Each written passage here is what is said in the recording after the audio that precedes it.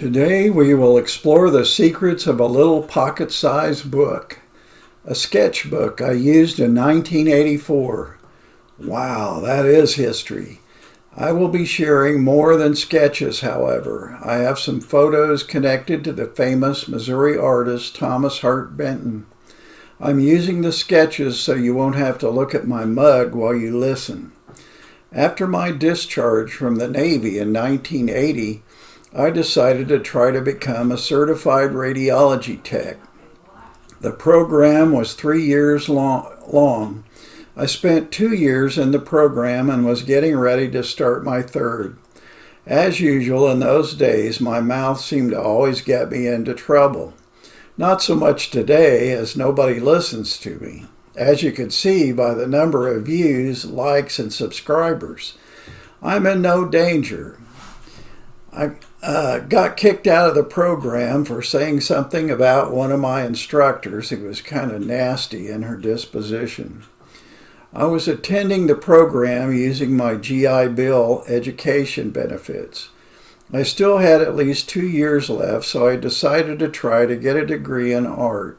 At least, I had been told I was halfway good at it.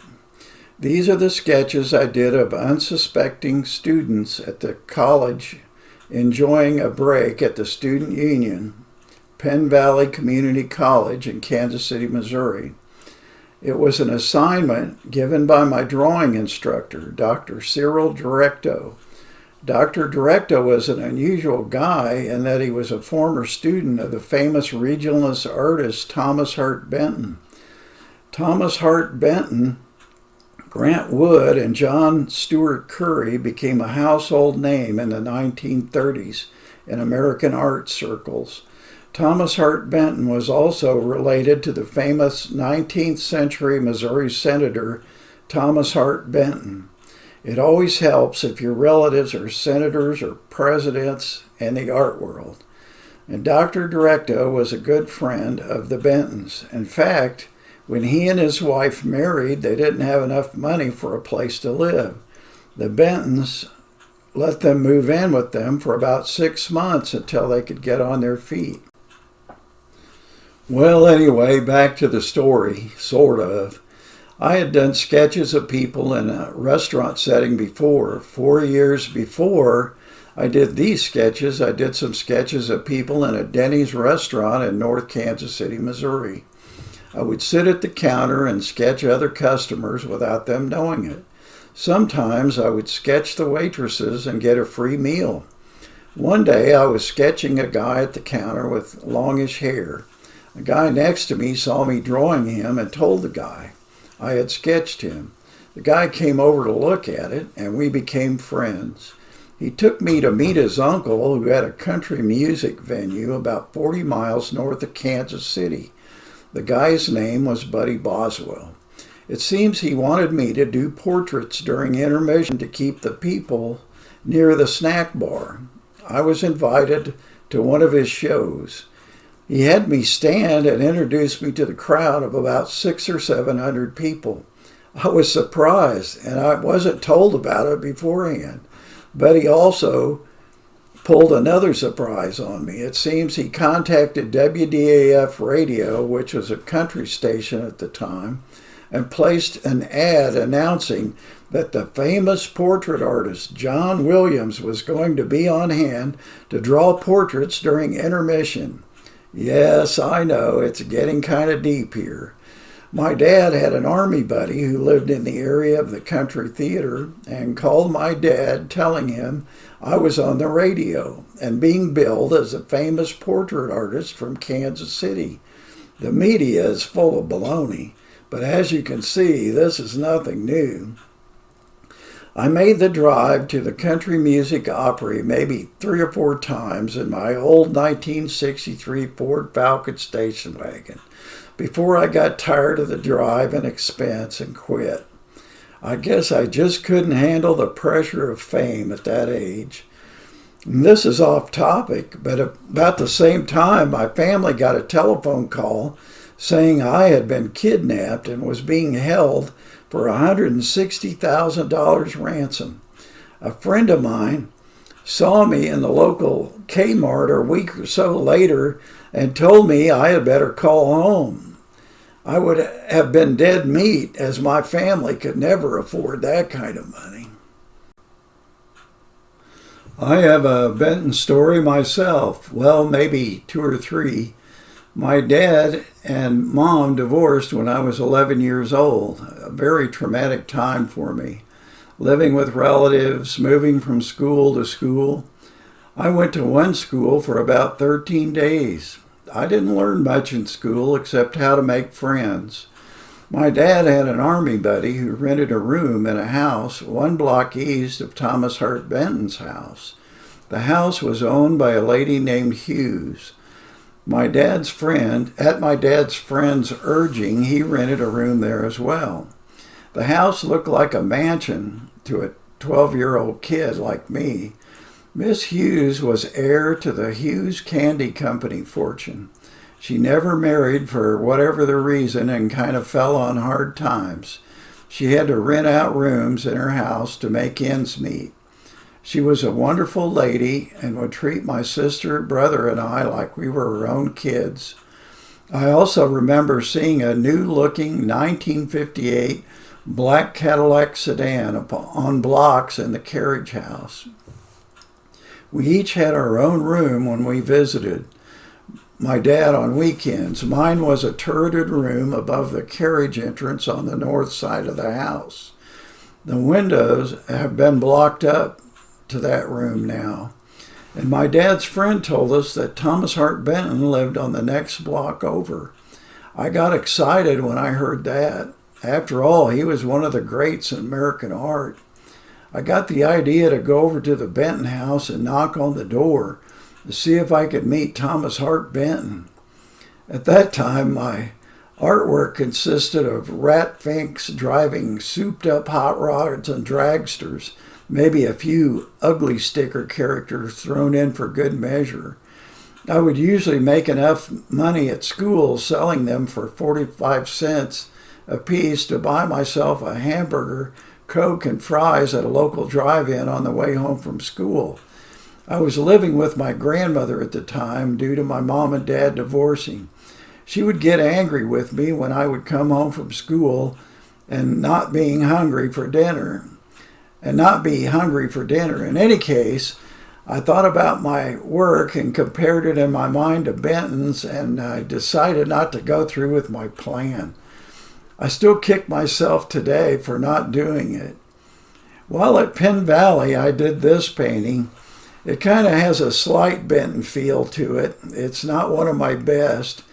It's the only piece of work that I've kept from that time period, or I wouldn't show it to you. I would like to add here that Dr. Directo saw something in this painting I did not see when I painted it. He said it had allusions to the Bible. The background storms represented heaven and hell, and the guy coming out of the storm cellar was a reference to Christ coming out of the tomb, bearing the light of truth. The clothesline pole represented the cross of Christ's crucifixion. Interesting. In any case, I thought it was kind of clever. While attending art classes at Penn Valley, I met Dr. Directo's teaching assistant. She turned out to be the sister of one of my old friends, but I didn't make the connection right away. She would moonlight at the Benton house, which had been turned into a museum by that time. Sometimes I would visit her at the Benton house just before she got off work. When things were slow, I had the run of the house. I would go upstairs to take a nap on Benton's bed or read some of his books he had on a shelf in the bedroom. Somehow, I'm not sure how, my telephone number ended up on the wall next to the Benton's wall phone in the kitchen, next to all the other numbers already scrawled there. I hope the statute of limitations has run out for whoever did that. On one visit, while talking to my friend and her co-worker, I was told that a Frank Lloyd Wright home was just up the street. They expressed an interest in going inside the house. I told them I would try to get a visit after they got off work. We walked up the street to the Wright House, and the owner was out in the yard watering the flowers. I stopped and kind of stared at the house. The owner noticed and asked me if he could help me. I said, "This is a Frank Lloyd Wright house, isn't it?" He seemed surprised I knew that and said, "Yes, it is." I told him I only knew of one other Wright house in Kansas City. Then he said, "Would you like to take a tour?" I said, "Really?" He said, "Yes," and we got a guided tour of the Frank Lloyd Wright house. Also about this time, I went on a float trip down the Osage River with my dad and some of his friends. One of his friends was a former student of Thomas Hart Benton's when he taught at the Kansas City Art Institute. He told me some stories about going on float trips with Benton in his Art Institute days. Once on their way to a float trip site, they all got to drinking and drove off a country road in a rainstorm.